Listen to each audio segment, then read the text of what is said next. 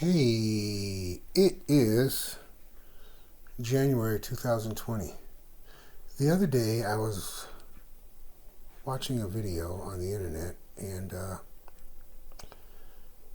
I seen some people that were uh, very callously, cruelly catching mice and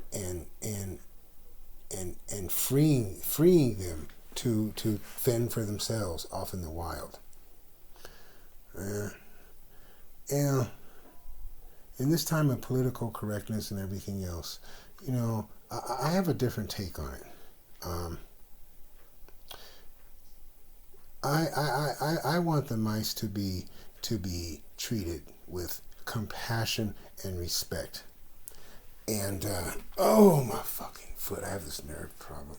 So instead of capturing the mice and freeing it into the wild, they said you can put water in the bottom of the little trap and it could drown them. But I went even better because any mice I catch, I want them to know that I feel about them the same way that I feel about my ex.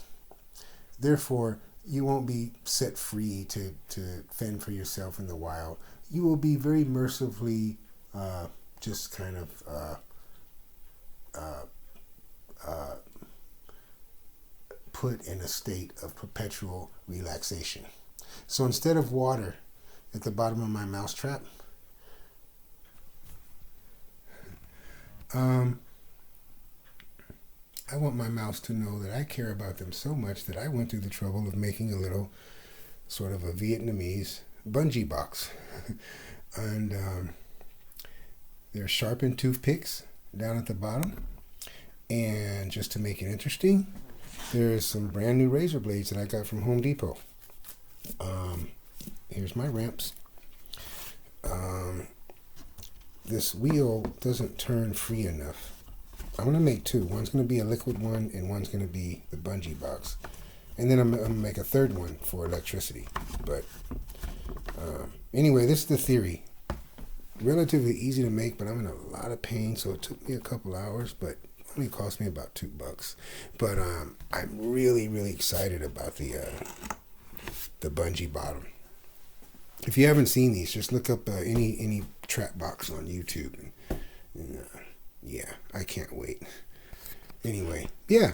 All those movies that I've seen, Saw 2, Saw 28, Scream 14, and all that stuff. The only reason I watch those is to picture my ex in the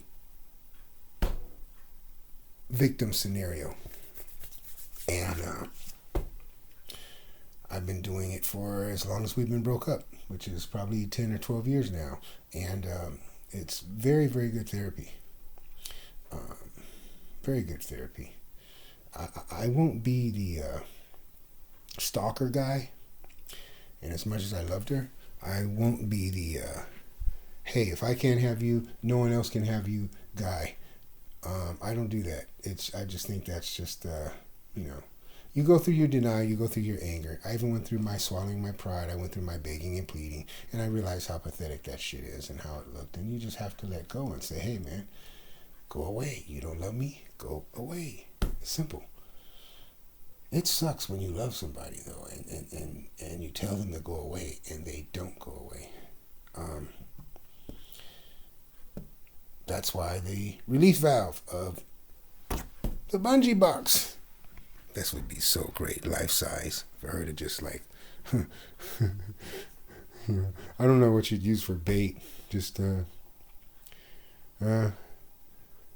she's probably 25, 30 now, so she's sort of a millennial, so I guess all I would need is maybe a